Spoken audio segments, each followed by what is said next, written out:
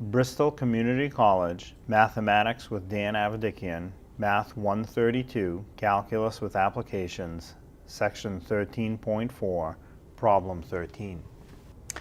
This is Section 13.4, it's problem number 13. It says draw the graph of f of x equals x cubed minus 15x squared plus 75x minus 117, and be sure to label the x and y coordinates of any critical points. So we have a multi-step process to do this. Step 1 is find the derivative of the function.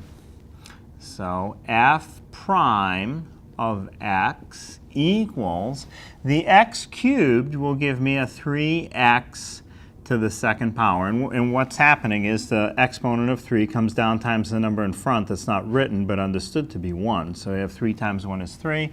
X to the 1 less power is second power. Then the 15x squared will be minus 30x to the first. And again, that comes from the exponent of 2 coming down times the number in front, which is minus 15. 2 times minus 15 is negative 30, and you have to make sure you keep the sign. X to the 1 less power, so second power drops down to a first power. And the next piece, plus 75x, will have a derivative of plus 75. Again, when you take the derivative of something that has an x to the first, its derivative is just the number in front, in this case 75, positive 75. You have to pay attention to the sign. And finally, the last piece, minus 117. Since it has no x, its derivative is 0.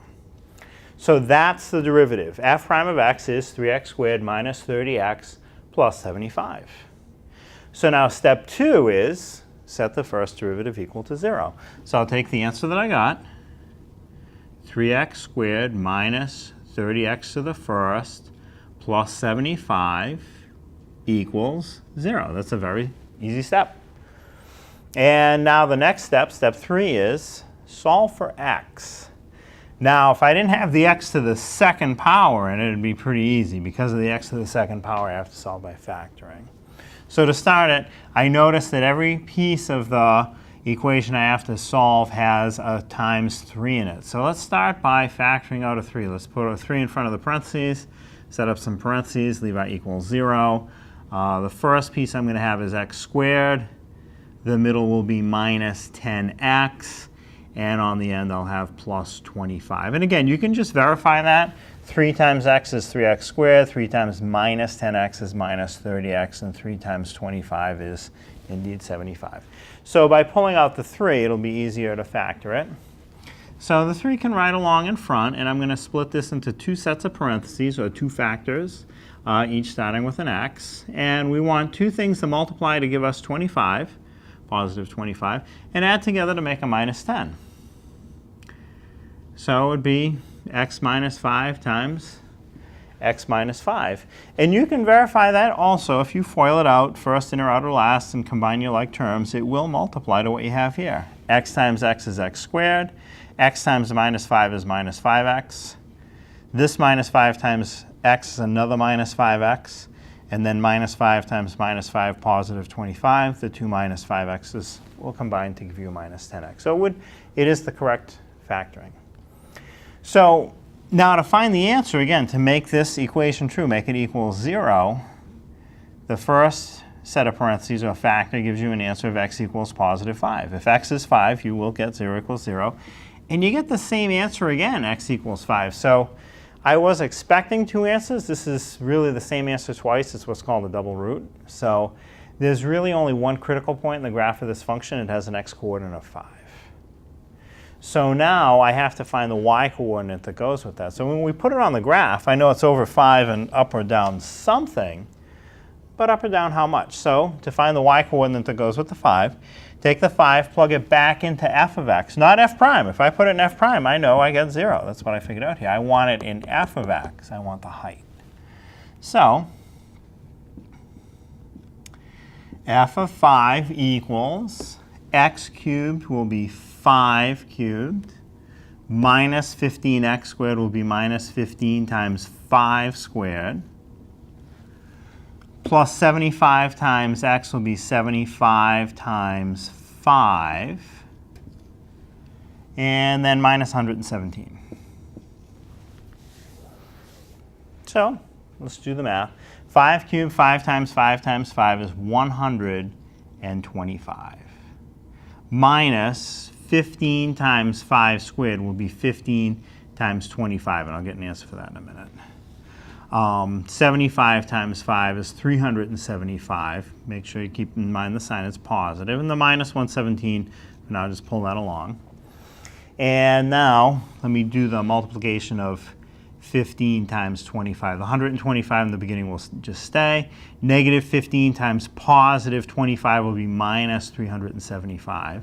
Then you have plus 375 after it, and minus 117.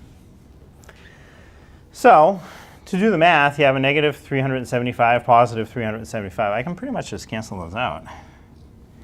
And I have positive 125 minus 117. So if I do the math, it would be 8, positive 8. So one of my critical points, or my only critical point in this one, is x coordinate of 5, y coordinate of 8. So now the next step we're going to do is to plot that point, 5, 8, on our graph that I have set up. So if I go over positive 5 and up positive 8,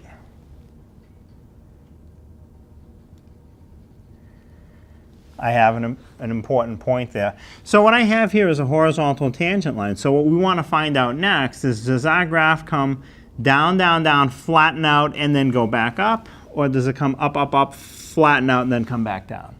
So to find that out, what I'm going to do is find the height on either side of the 5. So if I go over 5 for x, I know the y is 8. So see what y you get when x is 4 and what y you get when x is 6. See if they're both a little above, a little below, see what happens, and then we'll connect the dots. So if I go over to the left just a bit, f of 4,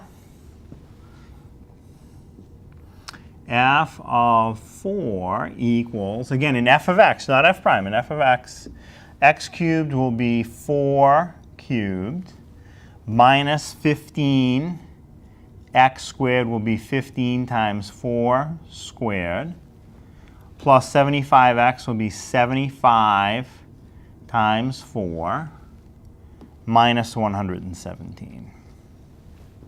So we want to do the math for that. So 4 cubed, 4 times 4 is 16 times a third 4 would be 64. And then this is going to be 15 times 4 squared is 16, 15 times 16. 75 times 4 is 300. And then minus 117. So let me just clean up the 15 times 16. So I'm going to do 64 minus, so let's see, it'd be, I think that's 240, but I'm going to check that just to make sure. Negative 15 times positive 16 is, it is 240. And it's negative, right? Negative 15 times positive 16 is negative 240. And then plus 300 minus 117.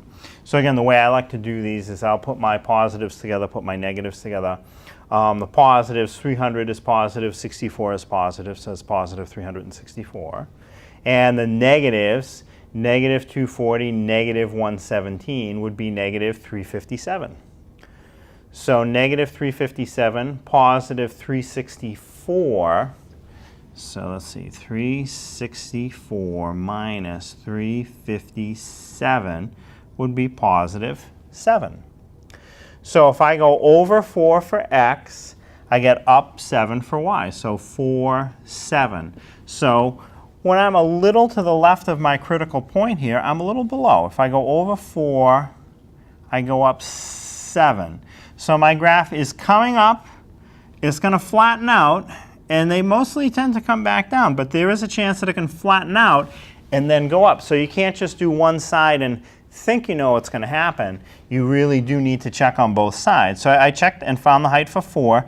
Let's do the same thing for 6. Let's plug in a 6 for x and see if the height I get, the y that goes with an x of 6, is either a little below my critical point or maybe it could be a little above. So I can probably fit it in. Let's see if I can fit it right here. I'm getting a little close to the bottom. F of 6. And again, f of 6, not f prime, big difference. F of 6 will be x cubed is 6 cubed, minus 15x squared will be 15 times 6 squared, plus 75 times x is 75 times 6, minus 117. So let's do some of the math. So f of 6 is 6 cubed. 6 times 6 is 36, times another 6 is 216. And then this is going to be 15 times 6 squared becomes 15 times 36. And then 75 times 6 is going to be 450, I believe. Let me just try that to make sure. 75 times 6 is 450. That's right. Minus 117. So f of 6 is 216 minus 15 times 36. So 10 36s is 360, and 5 more is 180. Should be, I think, 540. I'll check that too, just to be sure. I'm guessing 540. So 15 times 36 is 540, and negative 540 plus 450 minus 117. So now if I combine my positives, positive 216 and positive 450, 666. So, and then my negatives, negative 540, negative 117, that's going to be negative 657. And now if I have 666 minus 657, it's positive 9. So if I put in a 6 for x, I get out a 9 for y. So on my graph, if I go over 6, actually I do go past the height of my critical point. So this is a little bit of an unusual case. So what's happening is my graph is going to be coming up, up, up from underneath. It'll briefly flatten out, and then it'll keep going up forever. So that's what the graph of this function looks like. This is not a traditional maximum or a minimum. It just flattens out briefly and keeps going the same way.